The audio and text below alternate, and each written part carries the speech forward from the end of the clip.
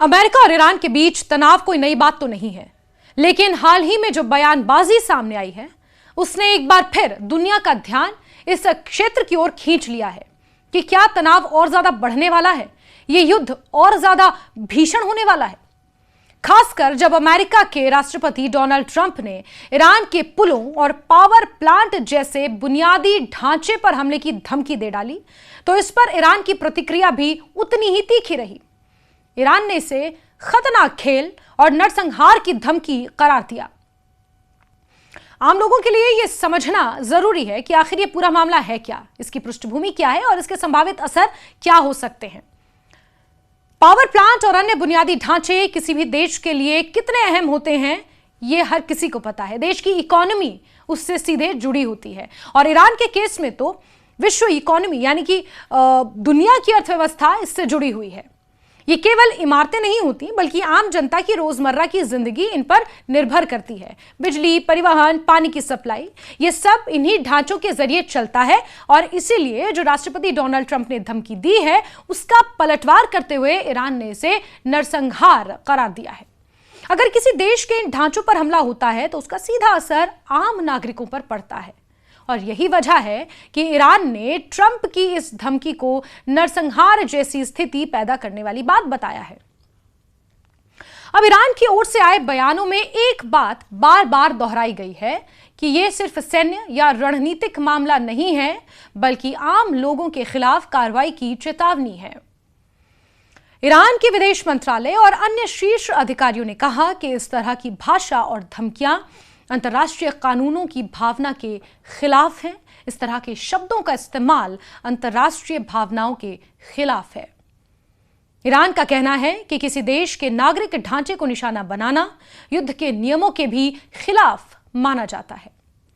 इस पूरे विवाद का एक बड़ा केंद्र है स्ट्रेट ऑफ हॉर्मुज, जिसको लेकर अमेरिकी राष्ट्रपति डोनाल्ड ट्रंप की खलबलाहट सामने आई है। यह ईरान का मानना है।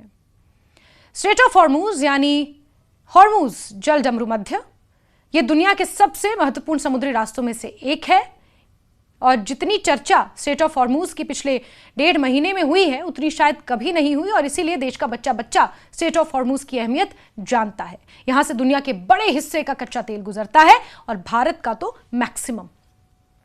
अगर इस रास्ते में कोई रुकावट आती है तो उसका असर पूरी दुनिया की अर्थव्यवस्था पर पड़ता है, खासकर तेल की कीमतों पर, जिस पर वर्ल्ड इकोनॉमी टिकी हुई है।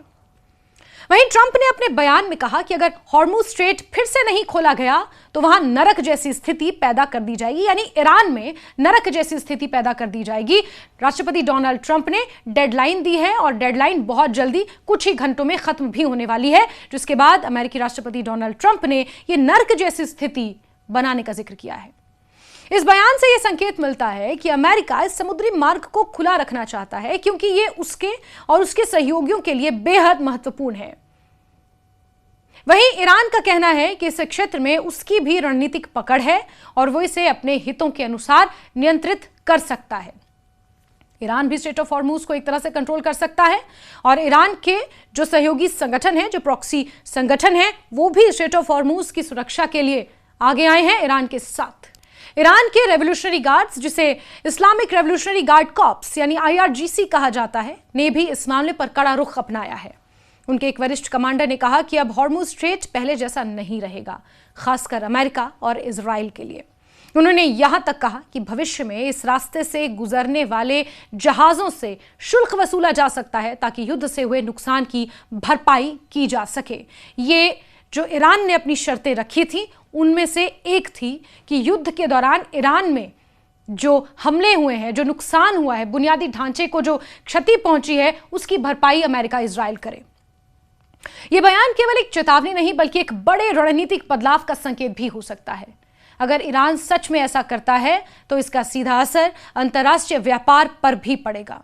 दुनिया भर के देश जो इस रास्ते पर निर्भर हैं, उन्हें ज्यादा लागत और अनसर्टेनिटी का सामना करना पड़ सकता है।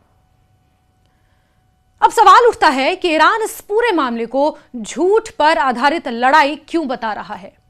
इसका जवाब दोनों देशों के बीच लंबे समय से चले आ रहे अविश्वास और टकराव में छिपा है। अमेरिका और ईरान के रिश्ते दशकों से तनावपूर्ण हैं, जिसमें परमाणु कार्यक्रम प्रतिबंध यानी कि सैंक्शंस और क्षेत्रीय प्रभाव जैसे मुद्दे शामिल हैं। ईरान का मानना है कि अमेरिका अक्सर उसके खिलाफ दबाव बनाने के लिए आरोपों और धमकियों का सहारा लेता है। वहीं अमेरिका का तर्क रहा है कि ईरान की नीतियां क्षेत्रीय स्थिरता के लिए खतरा है, खासकर उसका परमाणु प्रोग्राम। यही कारण है कि दोनों देशों के बीच संवाद की बजाय टकराव की स्थिति बनी रहती है और इस बार तो यह टकराव चरम पर है, जिसकी ताप पूरी दुनिया झेल रही है। इस तरह के बयानों से यह टकराव और ज्यादा बढ़ सकता है, जिस तरह की बयानबाजी हालिया दिनों में देखने को मिल रही है। आम जनता के लिए अब यह समझना जरूरी है कि इस तरह की बयानबाजी केवल शब्दों तक सीमित नहीं रहती, इसका असर वैश्विक राजनीति, अर्थव्यवस्था और सुरक्षा पर भी पड़ता है। उदाहरण के लिए, फॉर एन एग्जाम्पल, अगर स्ट्रेट ऑफ हॉर्मुज में तनाव बढ़ता है तो तेल की कीमतें बढ़ सकती हैं, जिसका असर भारत जैसे देशों पर भी पड़ेगा, क्योंकि भारत अपनी ऊर्जा जरूरतों के लिए काफी हद तक इंपोर्ट पर ही डिपेंड है। यानी कि हम कच्चा तेल, गैस इंपोर्ट करते हैं, हमारे पास जनरेट करने के बहुत ज्यादा साधन नहीं है। इसके अलावा इस तरह की स्थिति में युद्ध का खतरा भी बढ़ जाता है। अगर कोई पक्ष अपनी धमकी को अमल में लाता है, यानी मान लीजिए कि अगर वाकई अमेरिका ईरान पर हमले कर देता है, जिस तरह से वो पावर प्लांट डे और पुल डे का जिक्र कर रहा है, तो जवाबी कार्रवाई भी हो सकती है। जैसा कि ईरान ने कहा कि जितना बड़ा हमला उतनी बड़ी रिटेलिएशन, जिससे पूरा क्षेत्र संघर्ष की चपेट में आ सकता है। और यही वजह है कि अंतर्राष्ट्रीय समुदाय आमतौर पर ऐसे मामलों में संयम और बातचीत की अपील करते हैं। एक और महत्वपूर्ण पहलू यह है कि आधुनिक युद्ध केवल सैनिकों के बीच नहीं लड़े जाते, बल्कि उनका असर आम नागरिकों पर भी पड़ता है। बिजली, पानी, स्वास्थ्य सेवाएं, इंटरनेट ईरान में इतने दिनों से बंद है, और जिस तरह बहरीन में अमेज़न वेब सर्विसेज के ऑफिस पर हमला हुआ, जाहिर सी बात है कि ये जो युद्ध है, ये जो लड़ाई है, सिर्फ बॉर्डर्स पर नहीं लड़ी जा रही है, या सिर्फ मिलिट्री एक्शन तक सीमित नहीं है, उससे कहीं आगे निकल चुकी है। और तमाम चीजें, तमाम लोग, तमाम सेवाएं युद्ध के दौरान प्रभावित होती हैं। इसलिए जब किसी देश के बुनियादी ढांचे पर हमला करने की बात होती है, तो यह सीधे सीधे आम लोगों की जिंदगी को खतरे में डालने जैसा होता है। यह पूरा घटनाक्रम हमें यह समझाता है कि वैश्विक राजनीति कितनी ज्यादा जटिल है और किस तरह एक बयान बड़े परिणाम ला सकता है। ईरान और यूनाइटेड स्टेट्स के बीच ये टकराव केवल दो देशों का मामला नहीं है, बल्कि इसका असर पूरी दुनिया पर पड़ सकता है और पड़ भी रहा है। आने वाले समय में यह देखना बहुत जरूरी होगा कि क्या दोनों पक्ष अपने रुख को नरम करते हैं, या फिर ये जो धमकी और ये जो तनाव बढ़ता चला जा रहा है, ये किसी तरह एक्शन में भी बदल सकता है। अगर एक्शन में बदल गया तो यकीन मानिए तबाही बहुत ज्यादा होगी। फिलहाल स्थिति संवेदनशील है। राष्ट्रपति डोनाल्ड ट्रंप सोशल मीडिया के जरिए धमकियां तो दे रहे हैं, लेकिन ईरान भी लगातार रिटेलिएट कर रहा है, भले ही धमकियों के जरिए।